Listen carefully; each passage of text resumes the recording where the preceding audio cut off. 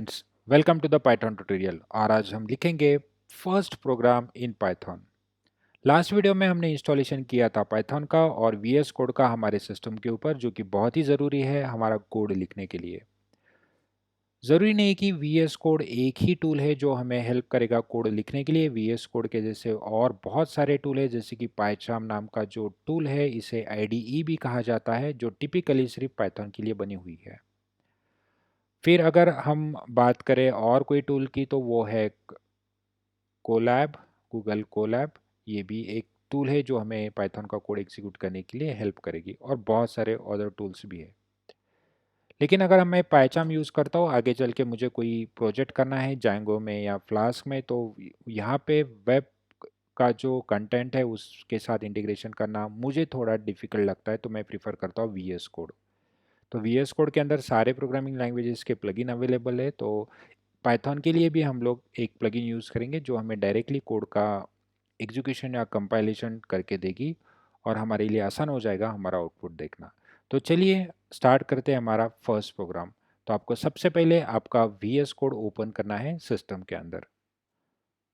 तो यहाँ पे हमने वीएस कोड को ओपन किया है। आपको इस आइकॉन पे जाना है और ओपन करना है ओपन फोल्डर। ओपन फोल्डर करने के बाद आप कहीं पे भी जाके, मैं डेस्कटॉप पे जाके एक फ़ोल्डर क्रिएट कर रहा हूँ जिसे मैं नाम दूंगा पाइथन हाइफन ट्यूटोरियल, ताकि इसी फोल्डर के अंदर मेरे सारे प्रोग्राम सेव रहे। तो मैंने पाइथन ट्यूटोरियल नाम का एक फ़ोल्डर बनाया है, और इसी फोल्डर के अंदर हमारे सारे प्रोग्राम सेव रहेंगे। फिर इस फोल्डर के सामने एक फाइल का आइकॉन है, मैं इस पर क्लिक कर देता हूँ, और हमें हमारे जो कोड की फाइल है उसे एक नाम देना है। तो मैंने फाइल को नाम दे दिया फर्स्ट। So FIRST। जनरली मैं फाइल का जो फर्स्ट लेटर है कैपिटल ही लिखता हूँ, first dot P Y confirm करेगा कि ये पाइथन की ही फाइल है। तो जैसे ही मैं एंटर कर दूँ, तो यहाँ पे देख सकते हो हमारी पाइथन की फाइल ओपन हो चुकी है। और ये जो 1 है ये हमें लाइन नंबर इंडिकेट कर देगा। जैसे हम आगे आगे कोड लिखते जाएंगे, ये जो है हमें लाइन नंबर 1 2 3 4 ऐसे लाइन नंबर इंडिकेट करते रहेगा। तो हमें हमारी लिखनी है फर्स्ट लाइन। तो जैसे कि हमने देखा था,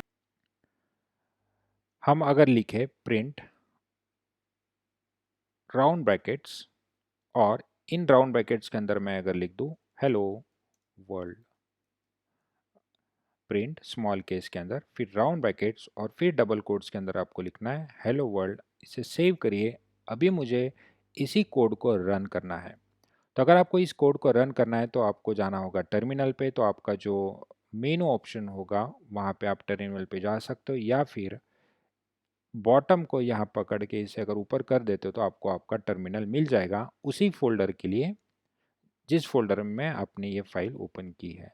और फिर इस फाइल का आउटपुट देखने के लिए आपको कमांड टाइप करनी होती है पाइथन स्पेस, और लिखना होता है फाइल का नाम, जो कि है हमने लिखा है फर्स्ट डॉट py। और यहाँ पे देख सकते हो हमारा आउटपुट आ गया है हेलो वर्ल्ड।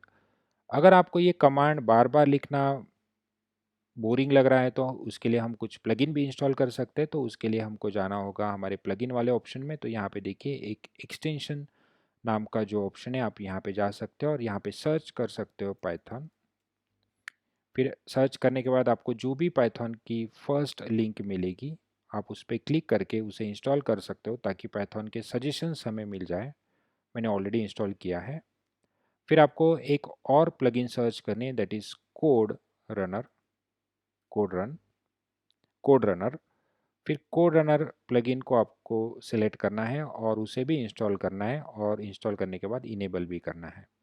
जैसे आप ये करते हो, तो आपको आपका वीएस कोड क्लोज करके वापस से ऑन करना होता है, और फिर हम वापस हमारे फोल्डर पे आ जाएंगे। अब अगर मैं इस फाइल को रन करना चाहूँ, तो आप देख सकते हो राइट साइड में हमें एक आइकॉन मिला है, जो कि हमारा कोड डायरेक्टली रन करके देगा। आपको कोई कमांड टाइप नहीं करनी है, आपको डायरेक्टली यहाँ पे क्लिक करना है। आपका कंपाइलर आपको आउटपुट दे देगा, दैट इज़ हेलो वर्ल्ड। तो ये था how to write a first statement. अगर मैं प्रिंट नहीं लिखता, सपोज अगर हमने यहीं पे डायरेक्टली ऐसा लिखा होता कि हेलो वर्ल्ड, तो ये एक हमारी नॉर्मल फाइल है। तो एडिटर हमें एरर भी देगा रेड लाइन के अंदर। अगर हम इसे कंपाइल करें तो देख सकते हो, तो हेलो वर्ल्ड ये एक इनवैलिड सिंटैक्स है। पाइथन को पता ही नहीं है कि हेलो वर्ल्ड है क्या। उसे सिर्फ एक ही लैंग्वेज समझ में आती है कि जो भी हम प्रिंट स्टेटमेंट में लिखेंगे डबल कोट्स के अंदर, वही उसे एज इट इज प्रिंट करना है, वही उसे प्रिंट करना है। तो हम अगर वापस से रन करते तो तब जाके आपको आपका आउटपुट मिलेगा हेलो वर्ल्ड। अगर हम डबल कोट्स की जगह पे सिंगल कोट यूज़ कर लेते तो फिर भी चल जाएगा पाइथन के अंदर, उसमें कोई दिक्कत नहीं आएगी, लेकिन बाकी प्रोग्रामिंग लैंग्वेजेस में आ सकती है। तो आप यहाँ पे देख सकते हो हमारा फिर से आउटपुट आया हेलो वर्ल्ड। तो ये था टू प्रिंट द मैसेज। लेकिन मुझे कोई नंबर प्रिंट करना है तो अगर मुझे कोई नंबर प्रिंट करना है तो मैं लिखूंगा प्रिंट और ब्रैकेट्स के अंदर मैं सिंपली एक नंबर लिख देता हूँ 7।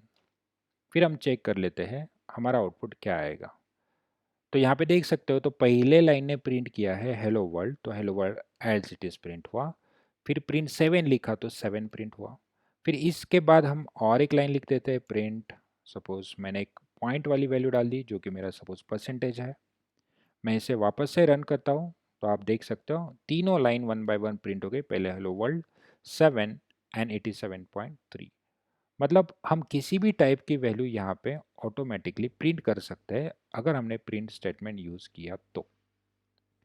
फिर आगे चल के हमें कुछ कमेंट्स लिखनी होती है, जैसे कि इस लाइन पे हम क्या कर रहे हैं, लाइन नंबर 1 पे हम क्या कर रहे हैं। तो अगर मैं यहाँ पे लिख दूँ हैश और लिख दूँ this is my first program, तो पाइथन का जो कंपाइलर है वो इस लाइन को पढ़ेगा ही नहीं, वो इस लाइन को स्किप कर देगा। मैं इसी लाइन को अगर बीच में भी लिखूँ तो जब कंपाइलर आएगा लाइन नंबर 2 से स्टार्ट करेगा, हेलो वर्ल्ड प्रिंट करेगा, फिर 7 प्रिंट करेगा, फिर लाइन नंबर 4 को स्किप कर देगा क्योंकि आपने हैश से स्टार्ट किया है, और फिर से लाइन नंबर 5 पे जाके आपका जो आउटपुट है उसे वो आपके सामने दिखा देगा। देखिए हेलो वर्ल्ड 7 एंड 87.3।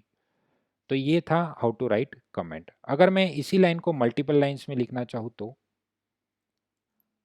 जैसे कि अगर मैं यहाँ से इसे रिमूव कर देता हूँ this is my first program, और मुझे और एक मैसेज देना है and I am very happy for that.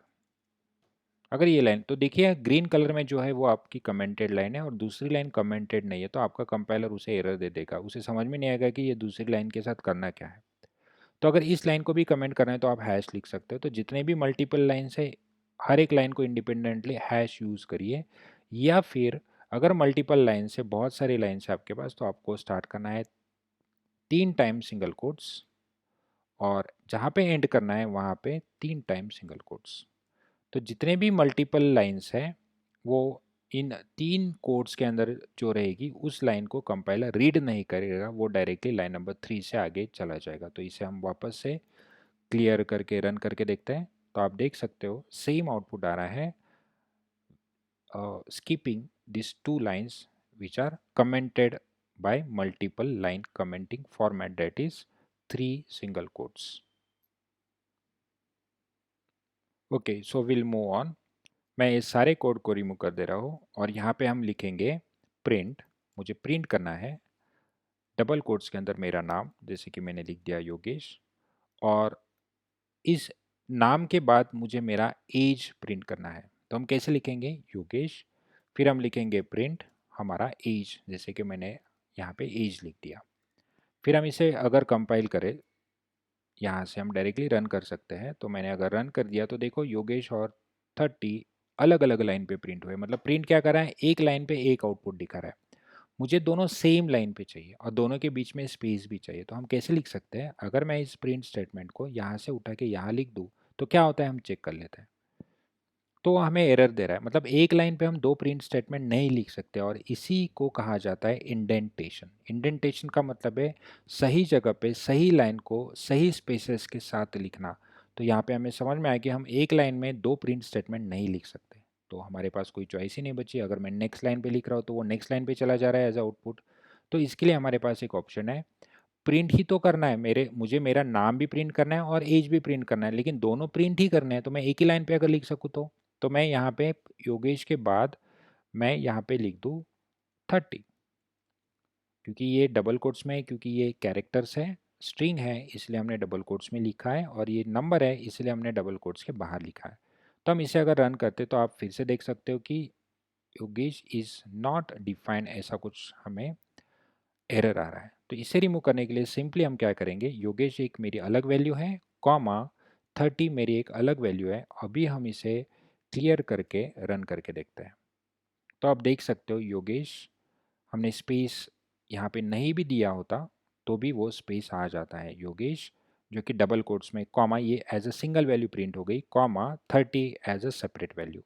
अगर मैं कॉमा देके मेरा परसेंटेज भी डाल दूँ सपोज, तो यहाँ पे मैं स्पेस भी ना दूँ तो फिर वो भी स्पेस ले लेगा। तो ये जो कॉमा है वो क्या कर रहा है, दो अलग अलग वैल्यू को सेपरेट कर रहा है विथ स्पेस। तो यहाँ पे आप देख सकते हो तीनों वैल्यू हमने एक ही लाइन में प्रिंट कर दी इंक्लूडिंग द स्पेस। तो आगे चल के जब भी हमें एक ही लाइन के अंदर हॉरिजेंटली कुछ वैल्यूज प्रिंट करने हैं तो हम यूज़ करेंगे कॉमा सेपरेटर का। तो ये था how to print your statement and how to write your first program. We'll see you in the next video.